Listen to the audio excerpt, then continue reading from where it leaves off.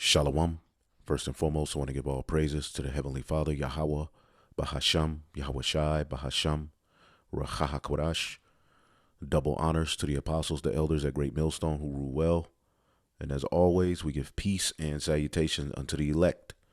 Start with the tabernacle of David, the 144,000, who the world ignorantly calls Jesus Christ, will be the government set up, all right, which is the kingdom of heaven, the fulfillment of the tabernacle of David, which will be with men on earth as it is in heaven. After them, you have the large multitude, the rest of the men, women, and children whom the Lord will have mercy on, okay, at the fall of Babylon the Great and Esau's beast system, all right, which will usher in the beginning of the kingdom of heaven. As the scriptures say in 2nd Esdras, the 6th chapter and the 9th verse, Esau is the end of the world, and Jacob is the beginning of that follow it. All right. Anyone wondering when all of this hell will end and when the Lord will set up this kingdom we've always heard about, okay, which we didn't hear the truth of it until we came into the understanding, which is a blessing, which is a gift. Okay. That kingdom will come at the fall of Babylon the Great, which is controlled by Esau Edom. And we are currently living in Babylon the Great, which is ultimately suffering the same fate as the ancient Roman Empire, the Western Roman Empire that fell, which that whole image has been rebirthed into the earth, okay, via a Renaissance period that has led to Babylon the Great, the NATO and the EU, all right, in which Esau has fulfilled his blessing of the fatness of the earth in the dew of heaven from above. He controls the resources. His policy walks throughout the whole planet Earth. He's been blessed with a great military sword, okay? And he's conquered. He's colonized. He's conquered. He's lied. And now we're at the very end of his kingdom and rulership, in which the scriptures say he's going to lose his damn mind and come down with great wrath, right? But there's various things that we are to look for to understand what times that we're in, all right? And when you get into these scriptures, you also have to be a student of history to some degree. You know, some brothers are deeper than others in the history. But you have to understand the history to know the mystery, all right? And understanding ancient Rome to a degree helps you understand that we are currently living in the revival of that system. So I want to play this, getting into some news and prophecy, where we go into the things that are happening in the earth and ultimately linking them to biblical prophecy to show you what times that we're in. If your teacher or your leader, all right, sidesteps prophecy, okay, and doesn't, give you insight on where you are according to prophecy, then you may be following a false prophet, man. Okay, the scriptures say, let's get that in the book of Jeremiah 28, in the duties of a prophet and what he is sent to do, all right, to speak the end into existence, man. This is the book of Jeremiah 28 and 8. The prophets that have been before me and before thee of old prophesied both against many countries. And is not America a great country? Okay.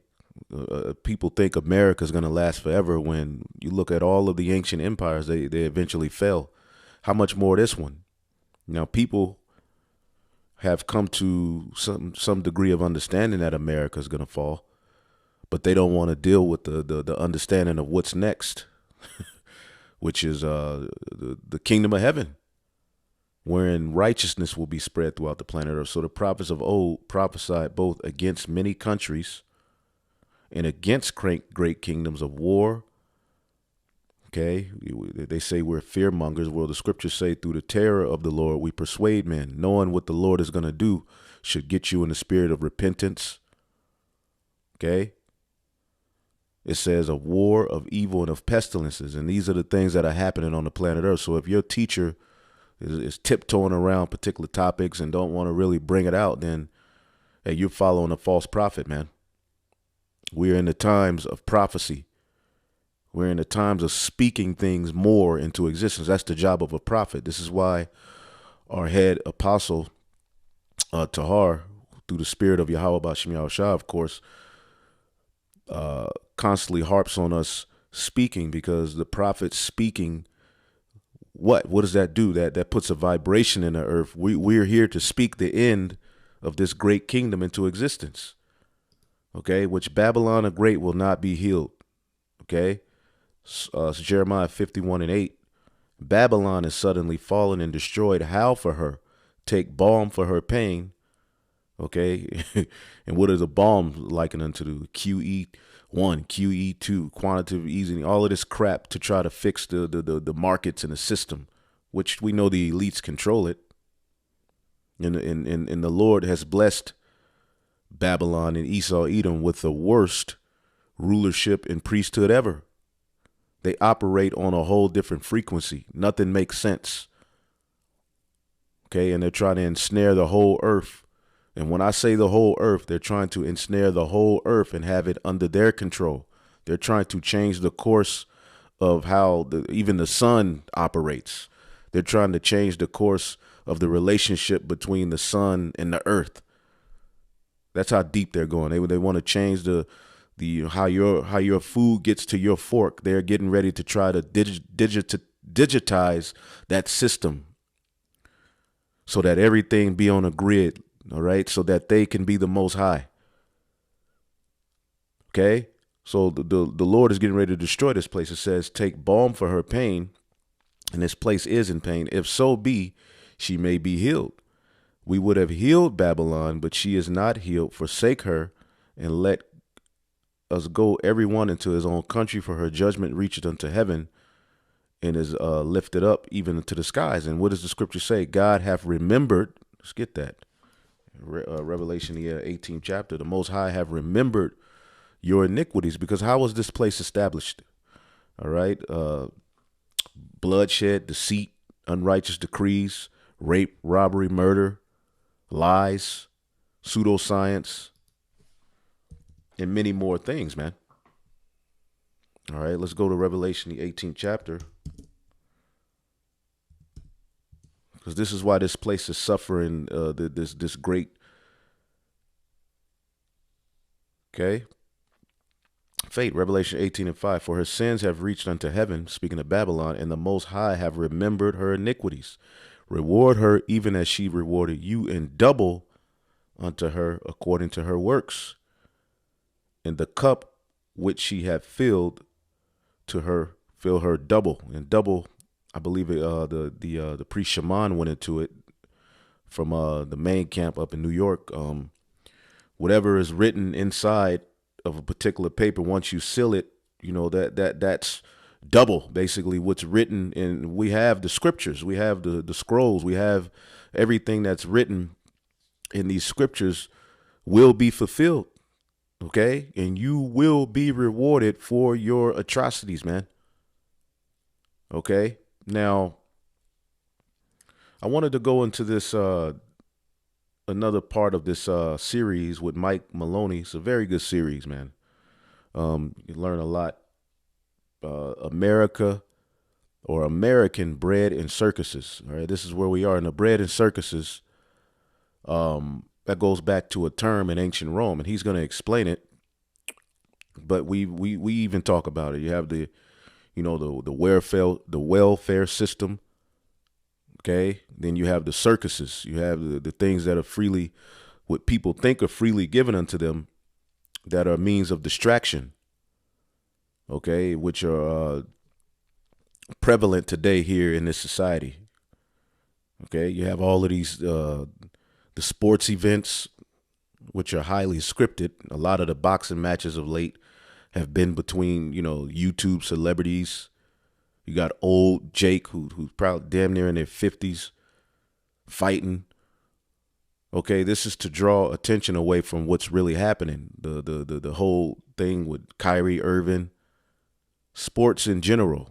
Okay, these athletes are all bought and paid for. Okay, and used for the purpose of throwing people's mind off, because there is a war for your mind. I was also looking this article up. Maybe I'll go into it in another video, but behind NATO's Cognitive warfare, battle for your brain waged by Western military. So there's a war for your mind through everything you see, everything that you see on this media, the music, the food, everything's a war for your mind. And the elect in these latter days have a mind to turn away from Esau. So he's pissed off and he's moving with fervency to try to establish his NWO. But let's play some of this video so that we can ultimately get into some scriptures and a few other articles, and hopefully you brothers and sisters who are sincere be edified. In the previous episode, we started a timeline that chronicled the parallels between the ancient Roman Empire and the United States of America today. When we left off, the Roman Empire was deteriorating thanks to the inflation caused by deficit spending on war and public works. And we see that happening here in America. Overspending, war everywhere, military bases set up everywhere. Got their nose put in, situations all over the planet Earth. Okay, over expansion. All of these systems where, of warfare, everything, man, everything that this devil is doing is working against him. Their government was constantly making things worse by meddling with their economy. Now, their empire was stretched to its limit and under constant attack from barbarians. And the barbarians are, in these times, can be likened unto these different nations that are coming in. Okay. And the elite do it for, the government does it for their purpose, the free, cheap labor, of course, taking the children and doing all of their evil, but it's going to work against them in the end with all of these various different nations over here. The Lord is breaking up this system, but he's using even the policies that they have as a means to do that. And there's a lot of these nations that are being brought over here are agents that are going to be set up to start things and do things, man. So America is wide open for a right hand. It's through. The ongoing cost of war, plus the huge amounts of deficit spending, was bringing Rome to its knees. Now we're going to continue our journey through to the fall of Rome and learn of more striking parallels with the United States along the way. More striking parallels with the United States and Rome. Because according to prophecy, Rome would live again through a revival. Okay? Revelation 13, he exerciseth all the power. Let's get that real quick.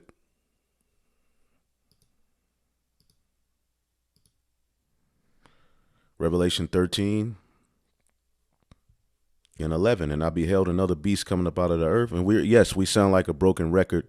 We're going to bring out the same scriptures, the same prophecies, because the time is at hand.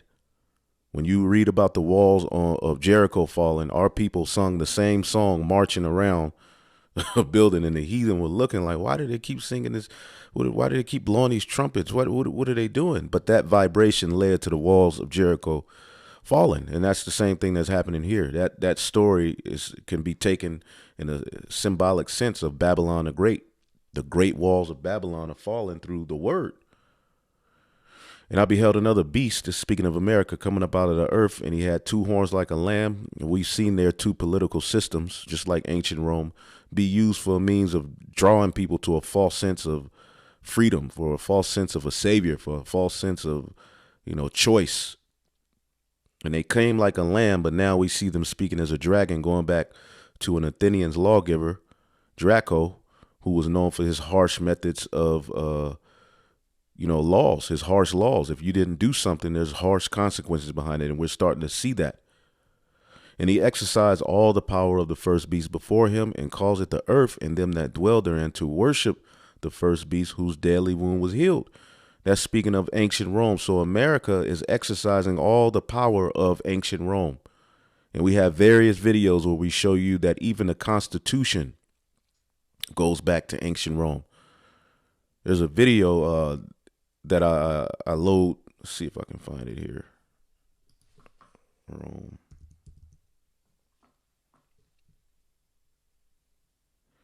Here we go. I'm not gonna play it, but This is the video. Okay, this is the video if it loads. It's 11 minutes and 14 seconds, and it's called, this thing loads. Showing you we're in Rome all over again. The scriptures are on point. Okay, America is Rome all over again. Image of the beast speaking and living, because the average person like Zabak, Nate, General Yohana, they'll tell you the image of the beast is merely the image of Jesus Christ, so-called Jesus Christ, right? So that image of Sarat, the other white meat or whatever that is, that picture is just a speck of what the image of the beast is all about. Yeah, their religions, their philosophies all tie into the image of the beast, right? But the image of the beast is so much more than that. Okay, it deals with the ways of Rome and how they're prevalent today. Everything you look at, the eagle.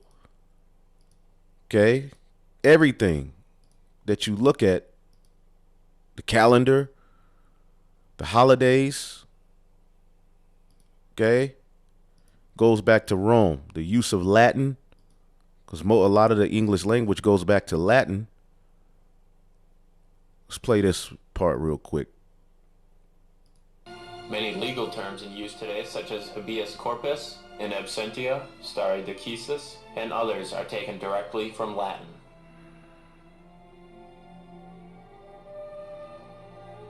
Which goes back to Rome. At the heart of Rome was its government.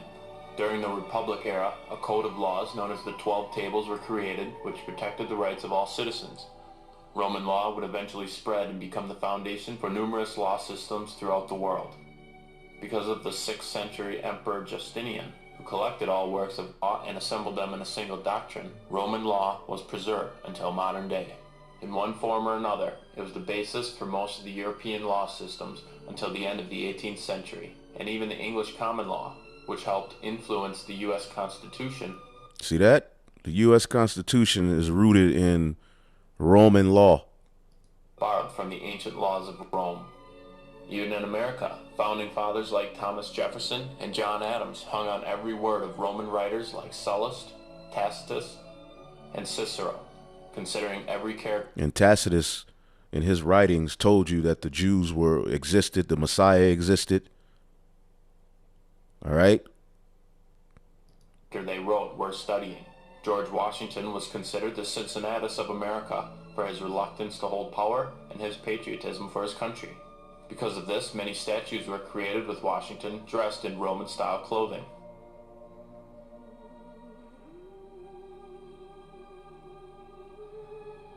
So you can watch that video because it goes into a lot, linking the parallels,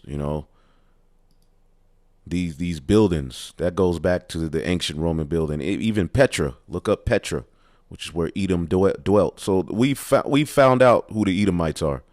It shouldn't be a secret. But let's go into this as well. So going back here, we see that this beast, which would be at the very end, Babylon the Great, would exercise all the power of the first beast before him. So Rome is technically ruling again through Babylon the Great. Real quick, another video. This is off of the 2 through an information page, which they terminated that page a couple of days ago, but I put in an appeal. I'm probably gonna have to end up making another one, but check this out. But the truth is, Knights of Columbus, Opus Dei, Knights of Malta, Club of Rome, Council of 300, Council of Trent, Council on Foreign Relations, the list goes on. All of these are suborders of the Jesuit order, of the Holy Roman Empire, the rulers of today's Western world, the owners of the United Nations. America is their new world. Rome owns the world. Rome established a new world in which we live today. Rome established a new world in which we live today. The New World Order has already been in place since the mid-40s. The NWO is not coming. It's been here for a long time. You heard that?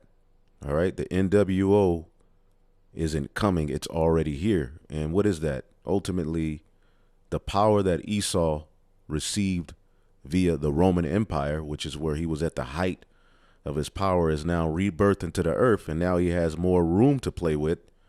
He has the whole earth. He has world domination, but he only has a little season. The scriptures say the joy of the hypocrite is but for a moment. See? Let's get that. See if Blue Letter's pulling back up. Okay. He would only have a little season to do this. This is why he's moving with such, a great wrath. So he's trying to establish that Roman system he had, that fourth beast. Now he's trying to establish it worldwide in a technological sense. Okay.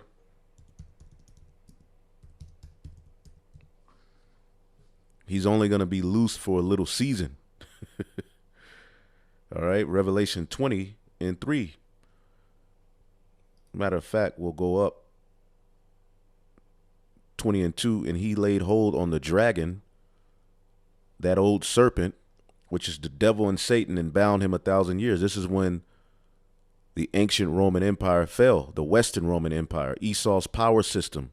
It fell. For a period of 1,000 years, you had what is known as the Byzantine Empire. Some say 1,100 years, 1,000 years. It's spot on with prophecy.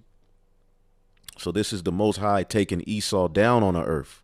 That Roman Empire, okay, Esau, Edom's power would fall, and he cast him into the bottomless pit, which is in the area of Europe, all right, the lack of resources, all right, which is why they had to, go and conquer all of these different nations and steal their resources. It says, and shut him up and set a seal upon him, meaning he ultimately couldn't do anything.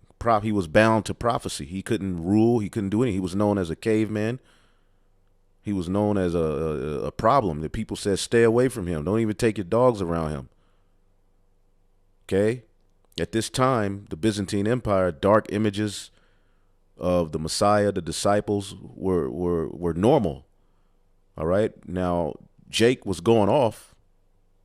All right. They were heavily into Islam, the Moors, but they produced, some good things. But Esau wasn't able to rule. So it was a seal set up on him that he should deceive the nations no more till the 1,000 years should be fulfilled. And after that, he must be loosed a little season. So this is that little season. And the 1,000 years right here, when you jump to verse 7, and when the 1,000 years are expired, Satan, and we know the 2 Thessalonians, the 2nd chapter, tells you there's a man who will come to do the bidding of Satan, the man of sin, whose coming is after work. He will be loosed out of his prison. And that is the Renaissance, which has led to Babylon the Great. The Renaissance started in around the area of Italy. It was the rebirth of Rome, right? And you had eventually the French, the Spanish, the British. Then you got Babylon the Great. So we're in his little season where he's trying to reestablish that Roman way worldwide. Anyway, I digress. I didn't mean to go into all of that, but here we are. All right. Just so for you who have ears to hear, this is where we are in prophecy, where his little season is going to lead to, it said he shall go out to deceive the nations which are in the four quarters of the earth, which is going to lead to Gog and Magog in war, battle, World War III. Then he's going to try to come after the saints. And that's when that fire is going to come down from heaven. We'll get into that at another time. Let's go back to the fall of an empire, America, bread, and circuses, and how it ties to that ancient Roman system, showing you we're back in Rome. The little horn that issued forth from the fourth beast in Daniel the 7th chapter. Prophecy is beautiful, man.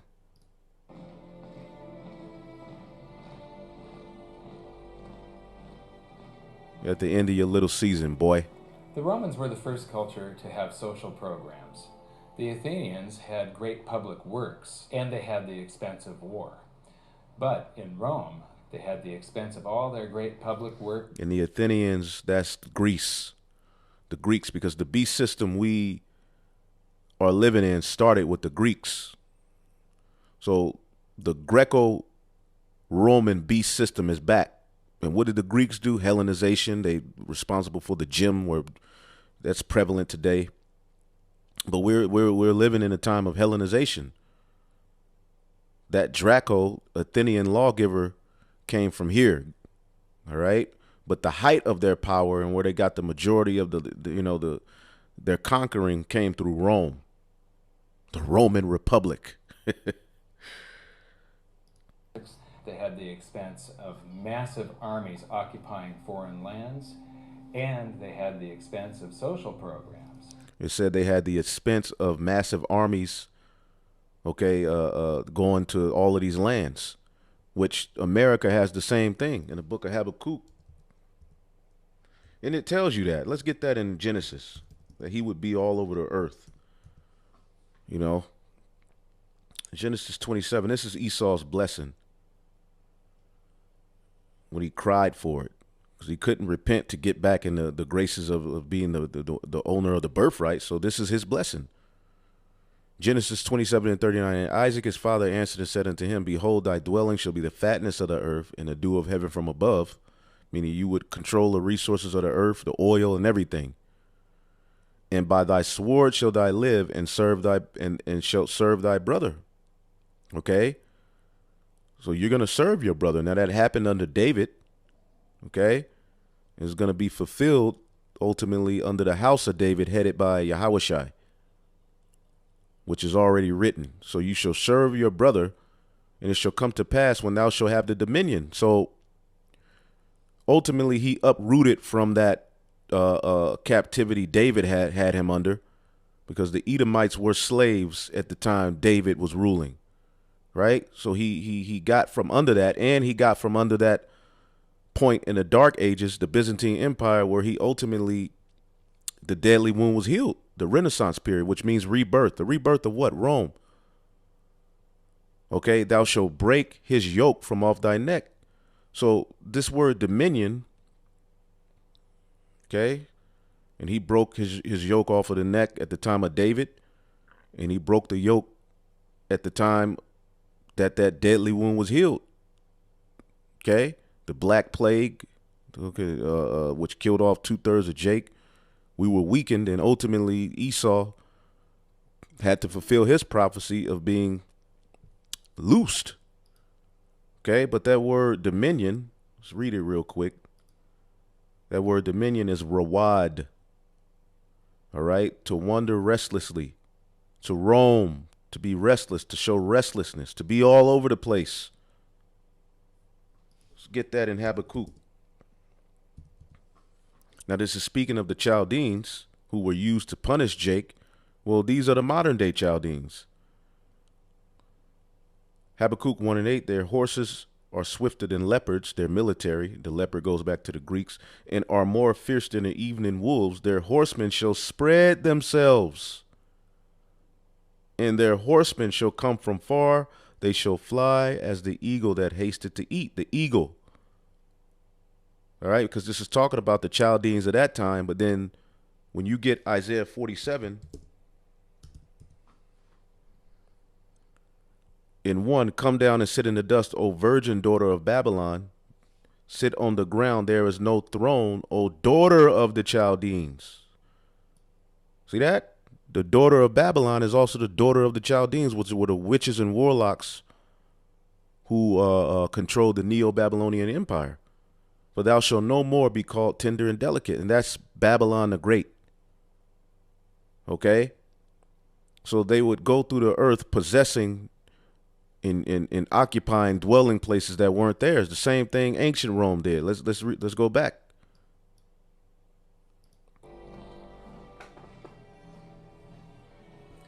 The Romans were the first culture to have social programs. The Athenians had great public works, and they had the expense of war. But in Rome, they had the expense of all their great public works. They had the expense of massive armies occupying foreign lands. Massive armies occupying foreign lands. All you have to do is look up U.S. embassies worldwide. They're everywhere. And they had the expense of social programs. During the end of the Roman Empire, Rome's population was approximately 1 million people, and 200,000 of them, 20%, were receiving daily distributions of wheat. 20% of the people were receiving welfare, which we're in Babylon the Great. And there you go. The system, the power that be, all right, they've been giving out all of this welfare, which is causing hyperinflation, might I add, pumping all of this money into the system, giving away all of these things to collapse the dollar. All right. But we're going to get to the point where food will be rationed to you. At the end of the Roman Empire, let's read it, let's listen to it again. During the end of the Roman Empire, Rome's population was approximately 1 million people, and 200,000 of them, 20%, were receiving daily distributions of wheat. Daily distributions of wheat. Now, we know that prophecy in Revelation, the 6th chapter. Okay. Let's get that. Which goes into this dark time we're in, Revelation 6 and 6. And I heard in the midst there, Revelation 6 and 6, and I heard in the voice in the midst of the four beasts say, a measure of wheat for a penny, and 3 measures of barley for a penny, and see that thou hurt not the oil and the wine. Now, we broke that down in the last news and prophecy, or one of the last videos I did. All right, but ultimately, this is speaking of a system of enslavement. All right. And the money being inflated, okay, is going to lead to you needing more dollars to get less food. Then the system is eventually going to collapse, and they may set up a system, okay, to where they ration your food unto you. That's what's coming as they seek to digitalize, all right, the way food gets to you. It's all by plan, man. Okay. So, in the elect, or that oil and wine, the wisdom, it's going to survive. Esau will never destroy that. And that's what he's seeking to do. But we're here again. Now, I want to go here real quick to this video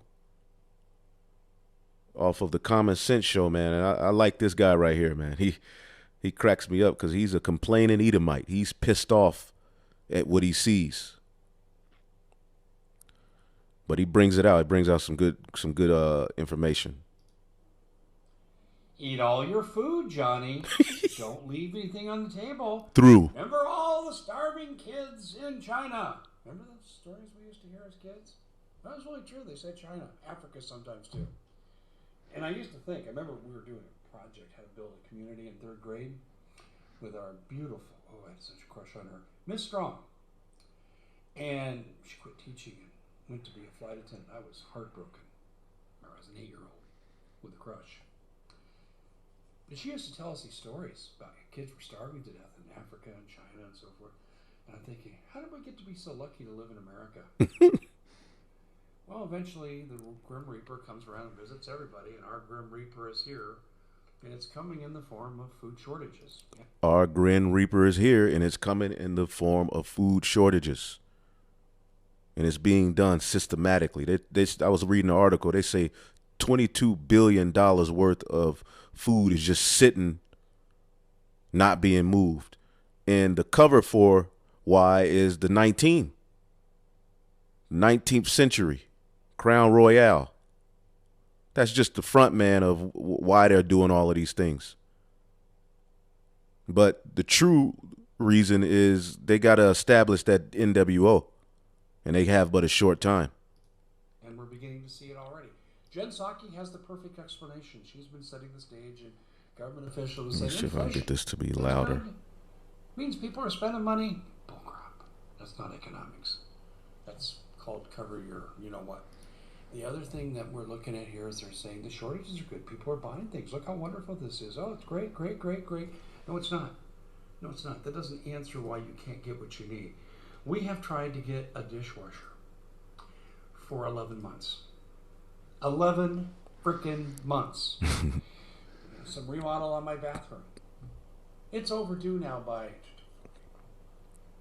5 months. Because the products aren't being shipped. They aren't moving. It's about to get bad, man. How about you? I'm tired of it. I'm tired of the supply chain. But what we need to be worrying about is the government's tired of it too. They have gone to another level. Psaki defends the food shortages, the empty shelves, by saying people are just buying things. It's great. And then we had a bunch of other officials begin to tell the mainstream media, like someone from Bloomberg. Her name's Kim, and Kim wrote these food shortages, these product shortages, but most of the food shortages are due because the people are hoarding. And there's been more instances today in the paper. They're laying the groundwork, folks, in my humble opinion. They're going to ration food. They're going to ration food. Okay? See, victuals were so dirt cheap right now that people think that they're in a good cause. The victuals, like we always bring up those 40 nuggets for $5, right? Big bag of fries. You think that you're in good case, which that's not real food. But what's happening behind closed doors is leading to what? Hyperinflation. And they're going to use these things. They're going to ration food unto you, which if you control the food, you control the people. Do you hear about the talks of them digitalizing how you get your food? You hear about that farm to fork? See, usually how food got from the farm to the fork was through these natural, these systems, in which in those systems the people could so say win. Now they want to digitalize that, how the food gets to your fork. And that's why the farmers have to go. Okay, the cattle are producing too much CO2. It's too much CO2 in there. And now nature is the issue. They're blaming nature. And we went into this in this article. Not this one. Well, this is a good one. But this, farm to fork, how the EU and Davos cabal plan to control agriculture. Do you realize what's happening? Everybody's laughing and playing. Do you realize what's happening? To give you a quick understanding of this system, let's watch this video, a little bit of it. And we'll go back to that, and then we'll ultimately get a few other things, and I'll just do another news and prophecy, Lord willing, today. The consumer wants. Imagine the possibilities when data enters the equation. Watch how the data moves. It starts on a cattle or a piece of livestock. A tiny chip can collect data about the health and location. It can see, listen, and collect intelligent information. They are going to put chips in the livestock, man. They want everything under their control. How much is produced, how much is shipped out. They're in talks of even creating fake GMO animals that don't produce as much CO2. Plants that don't produce so much CO2. And move into more of a genetically modified way. See that? Read here on this article. They didn't get to the real agenda. We need to redesign our food system, which today account for nearly 1/3 of the global greenhouse gas emissions, consume large amounts of natural resources, result in biodiversity loss and negative health impacts. So they're saying the modern way, the ancient way of doing things in farming is causing negative health impacts. Now we need to, the change and redesign how we do everything from the farm to the fork. This is a clever way of demonizing farmers and our food production as CO2 violators. See? You got a certain amount of cattle. You got a certain amount of plants. Look, you're violating our CO2 rules. You got to shut down. You got to kill your cattle. You got to throw away your produce. You got to basically retire. The solution, new technologies and scientific discoveries combined with increasing public awareness and demand for sustainable food will benefit all stakeholders. What new technologies will be explained? Okay. It says, basically, and they're trying to do this by 2050, by forcing farmers to go bankrupt, by demanding new costly inputs to production and radical new genetically manipulated patented plants with unproven safety. Above all, they plan to lift the current de facto ban on green or gene edited plant cultivation. So you get the picture, man. They want everything in their hand. They want air in captivity, cattle, plants. Then they want to do away with the old ones and create a whole new world, man.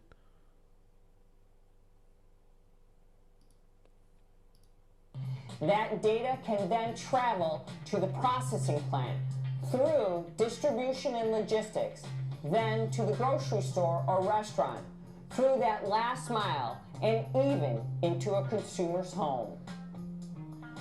So they want to control how food goes from the farm to your fork. Digitalize it. They want a digital transformation of the food chain supply, and they want control of everything that is produced and everything that is eaten. Farm to fork has been changing dramatically with the introduction of technology.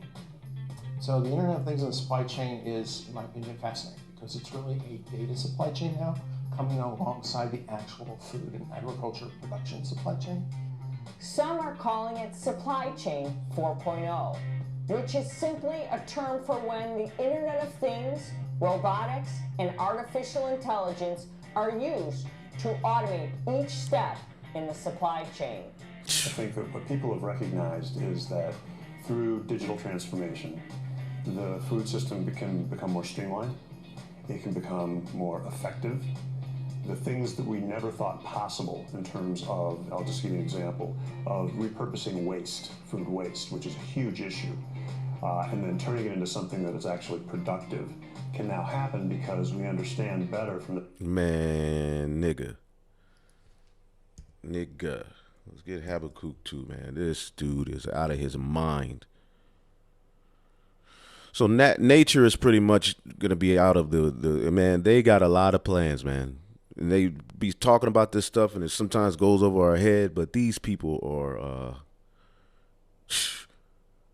this man's philosophy is crazy. Habakkuk 2:5, yea, also because he transgressed by wine, he is a proud man, neither keepeth at home, he's all over the place, who enlargeth his desire as hell, and is his death, and cannot be satisfied, but gathereth unto him all nations, and heapeth unto him all people. Let's read this in the NLT. See how that's worded. Habakkuk 2:5. Wealth is treacherous, and the arrogant are never at rest. They open their mouths wide as the grave, and like death, and they are never satisfied. In their greed, they have gathered up many nations and swallowed up many peoples.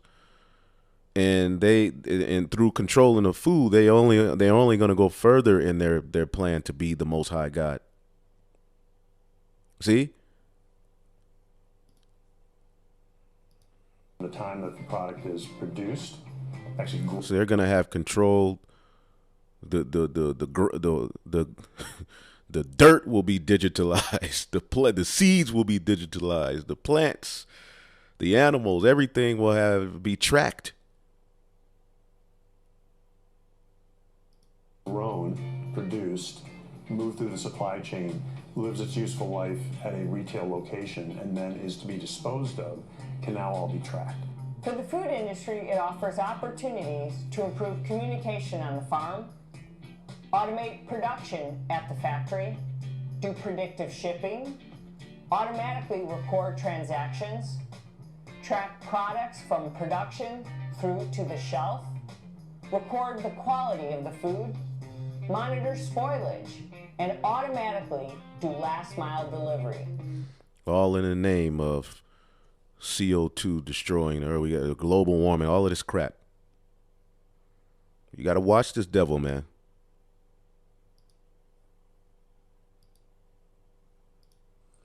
They're laying the groundwork, folks. They're laying the groundwork. They're going to ration food. Mm-hmm. They're going to ration food. They're going to ration food. They want to control the food because I think they're afraid that people are waking up to what they're doing, the tyranny. And people are waking up, so the only thing they can do is use these, God-given, take away your God-given rights, and ultimately, by controlling the food, you get people to obey you.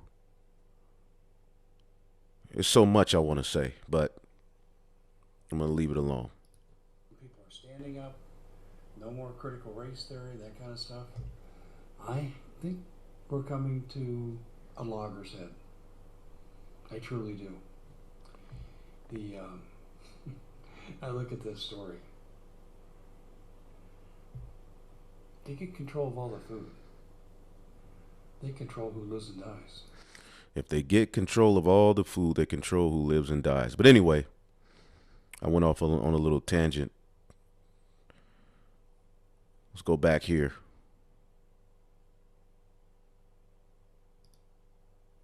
Thousand of them, 20% were receiving daily distributions of wheat. That's welfare. As their empire decayed, Roman leaders employed a tactic called bread and circus to keep the public distracted and placated. The bread refers to the free grain, also known as the dole, and the free grain, the welfare in this time. And people think that the system is all right because you got these systems where, you get this type of loan. If you get food stamps, you get extra food stamps. You get this, you get that. You get this. Then you got the bread. Then you got the circuses. Okay, these particular gladiators performing in the Colosseums. And people love them some damn football and basketball. Not that we don't watch some of these things. I'm not into it like I used to be. I look at highlights here and there. But it's all watered down and fake, man. It's all BS now. All right? But, you're not wicked if you look at a little football, basketball. I mean, we hear, Paul alluded to boxing and stuff like that in his writings, showing you they were in the Greco-Roman Empire. They saw it. We're here too. It's just that we don't allow these things to distract us from what's really going on, as they're intended to distract you from what's really going on. As their empire decayed, Roman leaders employed a tactic called bread and circus to keep the public distracted and placated. The bread refers to the free grain, also known as the dole, and circus translates to the games that would be held here in the Colosseum, with free food, wine, and rather violent entertainment. Free food, wine, and rather violent entertainment. Now here in America, you go to the Coliseum, you're going to be paying $12 for a hot dog.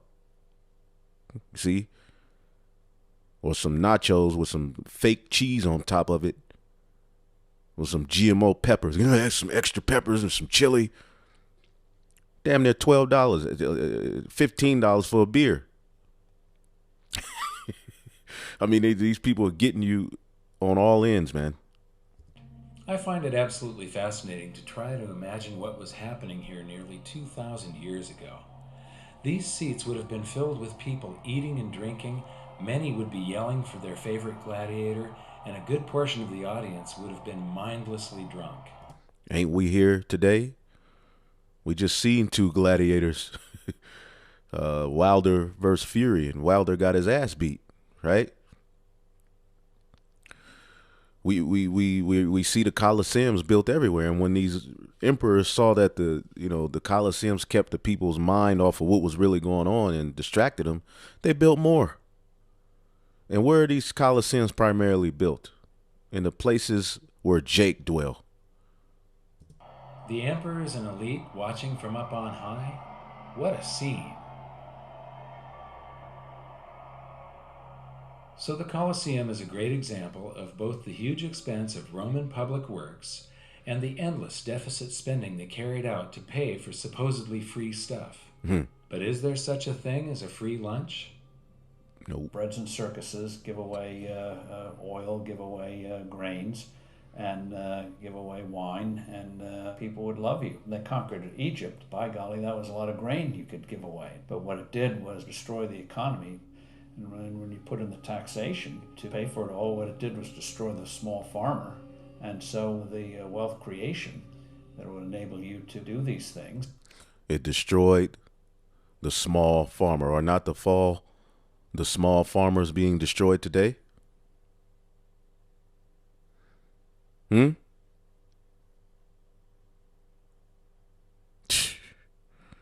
Just look it up.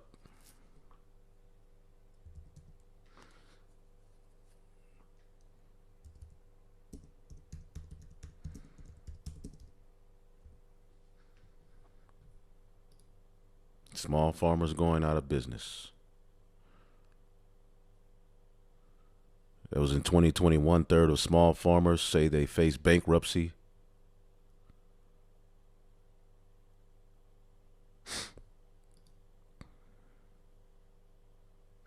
I tried to prove that small family farms are the future. I couldn't do it. They for to take all of that away. All right, they want everything to be on their grid.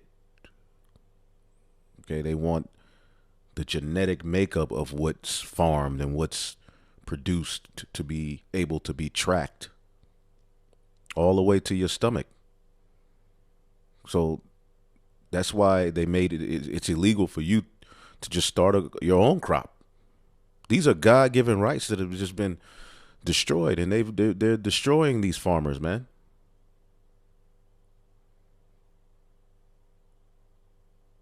Black Louisiana farmers' land leases are advantages, some say. And you could, do more research and get more information on that. But yeah, the farmers are going out of they're buying them out or putting them out of business, making them destroy their, crops and everything.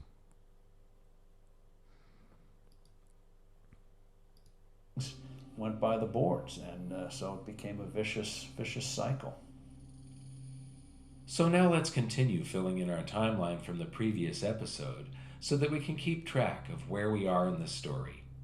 Welfare, bread, and circus were basically distraction tactics used by the ruling elite who would offer promises of free stuff to ingratiate themselves with the public. Biden. There's a famous quote from the satirist Juvenal who summed up the situation very succinctly. Give them bread and circus, and they will never revolt. The citizens felt like they were getting these things for free when they were actually paid for by a crushing double blow of continuous currency debasement and increased taxation. Don't you see the increased taxation? Don't you see the debasement of the currency? Well, now, you're needing more money to get less. In the end, the only way that the Roman rulers could enforce this tax collection was by doubling down on their stifling bureaucracy. The size of their government compared to the private sector exploded. Business became incredibly difficult, and many simply gave up. Steve Forbes just mentioned how difficult the situation became for farmers, or husbandmen as they were referred to in the past. Here's a quote that backs that up from Lactantius around 300 AD. There began to be fewer men who paid taxes than there were who received wages, so that the means of the husbandman, being exhausted by enormous impositions, the farms were abandoned, cultivated grounds became woodland, and universal dismay prevailed. Universal dismay prevailed, all right? People started to lack resources, and we're here, all right, with that word perplexity. And it's only going to get worse. And we ain't just telling you this because we have fun telling you, no, it's going to get worse. We are in Rome all over again. Okay, and Biden is taxing the hell out of everybody. They want They want dibs on everything. They want to know what's in your account. They're tracking everything. They're looking at it because they're getting ready to set up a new system. And food will be rationed unto you. Okay? Forced labor or for particular jobs, or you have to work this job to get food, to get money as the economy crashes, to build back better.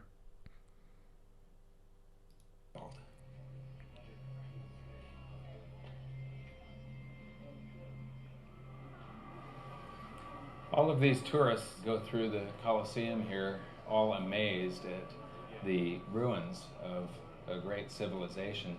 And I have to ask myself, are they asking themselves, what happened to these people? Why did this thing fall into ruin? Everybody goes and they buy these trinkets at the gift shops and postcards and books, and they have their pictures taken here and there. I don't think any of them are thinking about the fact that most countries on the planet are doing exactly the same thing today. Right. Most of what Americans know, I fear, is what movie stars are doing, what sports stars are doing, and what occurred on the last installment of Jerry Springer or some. You see that? The wealthy nation that dwelleth without care.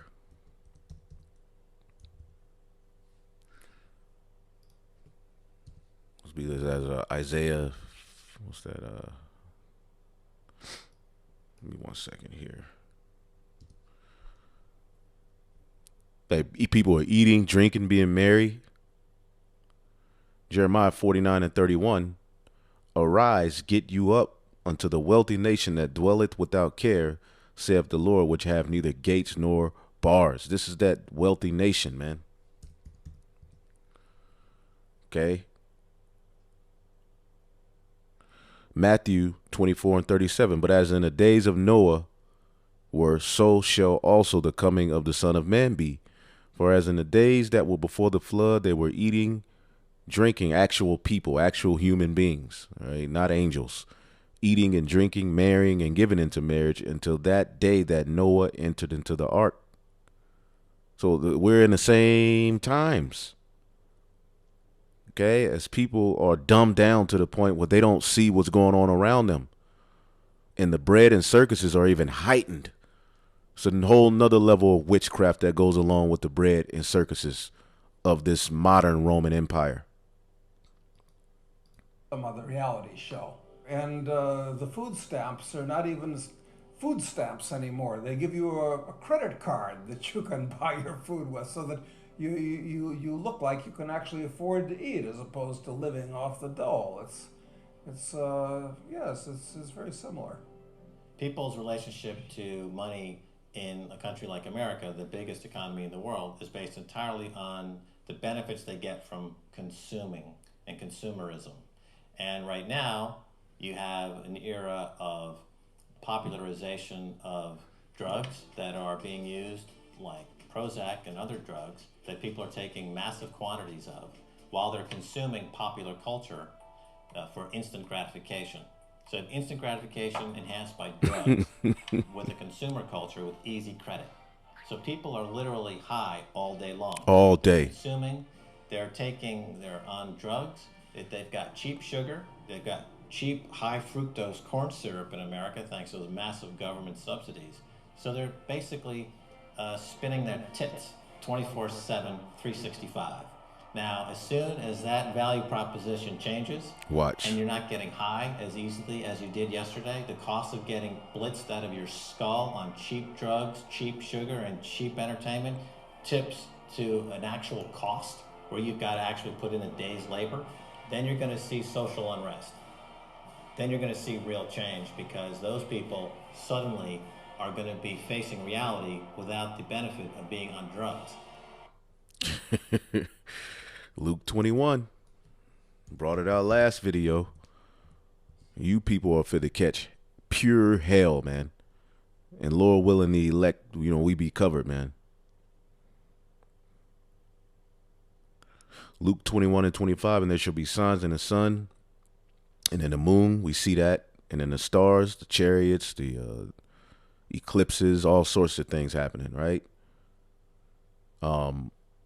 you got particular galaxies sending down frequencies, and these devils are scared. They don't know what to do. And upon the earth, the stress of the nations with perplexity, and the sea and the waves roaring.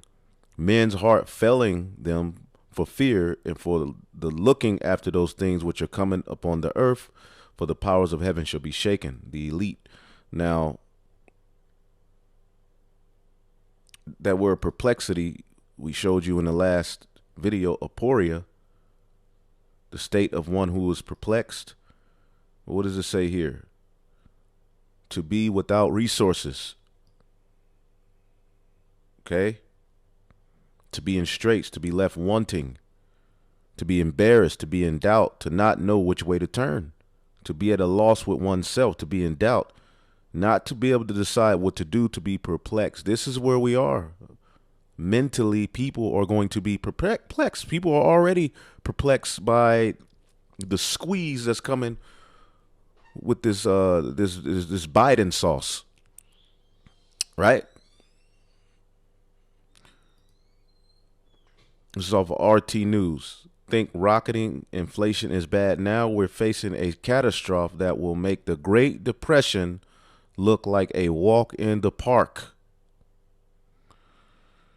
This is where we are. I mean, you can look this article up and read it. You know, we don't have to go too far into it, you know, but it said, what does it say? Prices in Western economies continue to skyrocket, whether in real estate.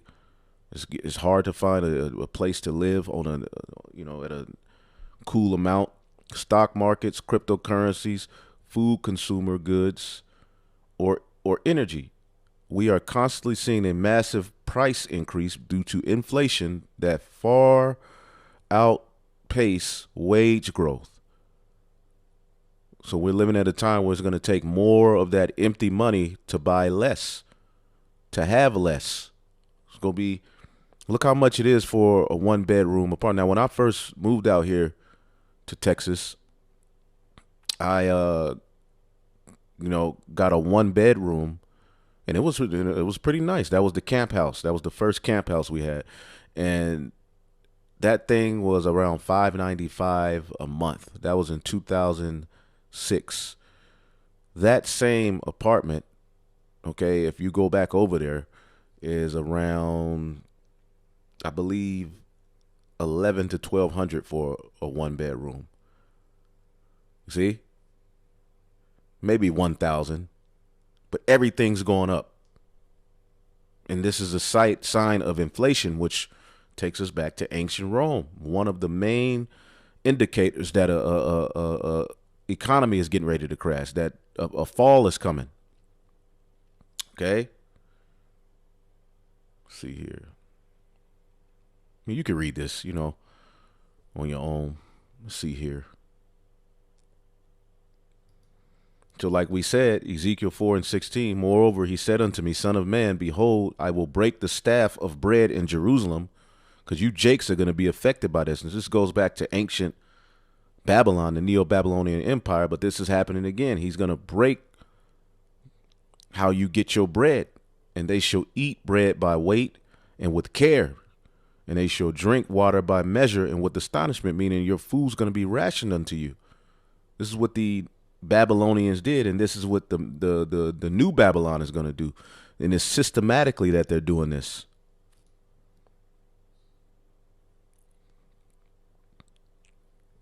Ezekiel 4:16 in NLT, Son of man, I will make food very scarce in Jerusalem, and it will be weighed out with the great care and eaten fearfully. The water shall be rationed out drop by drop, and people shall drink it with astonishment. Lacking food and water, people will look at one another in terror, and they shall waste away in their punishment. So, like we said in the last video, judgments are being prepared, man, for the wicked. Okay, now we're going to be, in the midst of this all. But as we read in Revelation, the 6th chapter, the oil and the wine is going to be managed, taken care of, man.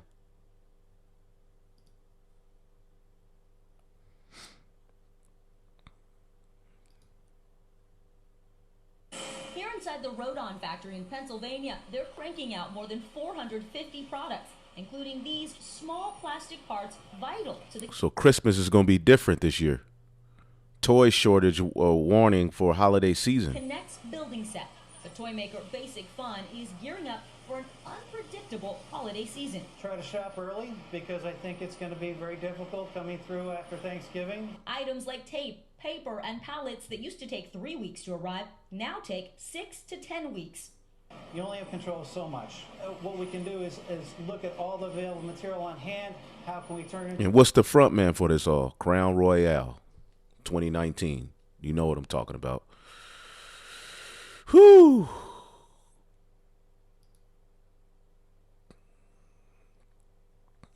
And this is where it's all going to lead to, man. U.S. regulators want the crypto out of cryptocurrency because that will help them use it to control your every move. And this is what it's all leading to, that whole digital system. CBDCs, or central bank digital currency, digital food, and you'll be linked into this grid. Wow. There needs to be some long articles with good information. But let's listen to this guy. Look like he's going to say something effed up. Our analysis on CBDC, in particular for the use of general use, we tend to establish the equivalence with cash. And there is a huge difference there. For example, in cash, we don't know, for example, who's using a $100 bill today. We don't know who is using a 1,000 peso bill today. A key difference with the CBDC is that central bank will have absolute control on the rules and regulations that will determine the use of that expression of central bank liability. And also we will have the technology to enforce that.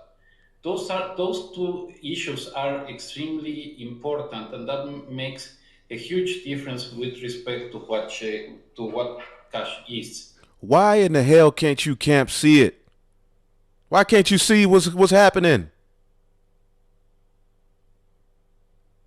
Wow. Wow. They want everything to be monitored. How will they do that? This system that's being set up.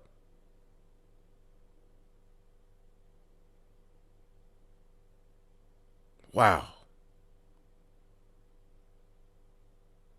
Did you hear what he said? We don't know who's using a $100 bill today, and we don't know who's using a 1,000 pesos bill today. The key difference with central bank digital currency is the central bank will have absolute control on the rules and regulations that determine the use of that expression of central bank liability, and we will have the technology to enforce that. He bragged in October.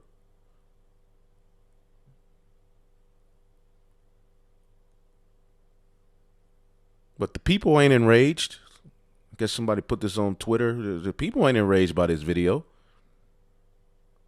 And Israelites, they don't know what the hell is going on. You Israelite camp leaders, man, you still running around talking about the MOB as a philosophy, nigga, you crazy. We right here, man. Because this new Rome would do something at the very end of it that's written in verse 16 and 17. Read it on your own. You see it on the screen. You're seeing this be brought right before your eyes, man.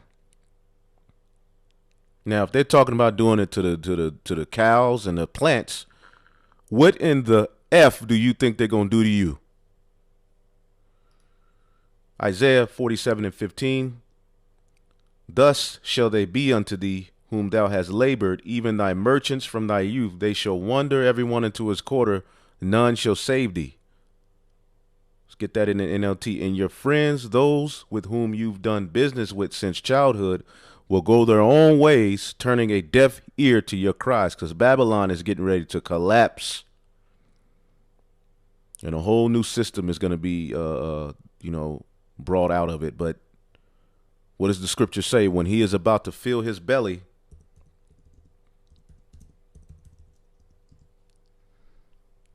because this is where he is in prophecy. His little season is just about up.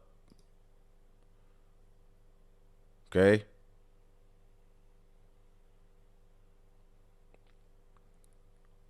Man, I would like to read this in an NLT. I got an NLT angel on me. Not a demon, an angel.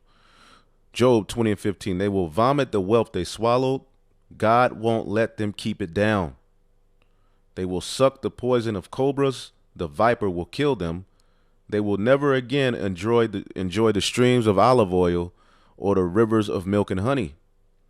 They will give back everything they work for. Their wealth will bring them no joy, because their wealth is going to be a witness against them. James. For they oppressed the poor and left them destitute. They foreclosed on their homes. Damn. They were always greedy and never satisfied. Nothing remains of all the things they dreamed about. Nothing is left after they finish gorging themselves. Therefore, their prosperity will not endure. In the midst of plenty, they will run into trouble and be overcome by misery. Okay? Go back to the King James for this one. Job 20:22. In the fullness of his sufficiency, he shall be in straits, and every hand of the wicked shall come upon him. And this word for wicked is Imal, laborer. The people are going to rebel against his ass, man. Because he prided on having control of the people's minds. But people are now like, wait a minute. So he's losing control. The info war, he's losing the info war. And this is the fullness of his sufficiency. The word sufficiency is sapak, hand clapping, mockery. Meaning they're doing this, all of this in secret and playing games with your minds. But really they're trying to set up the NWO and mocking you. So in the fullness of him getting ready to finish what he's going to do, he's going to be catching hell, man. And a lot of back in rebellion. Even with the juice, he's already catching rebellion. When he is about to fill his belly, God shall cast the fury of his wrath upon him and shall rain it upon him while he is eating. So this is where you devils are on your way to, man. So Lord willing, y'all were edified. On to the next. Shalom.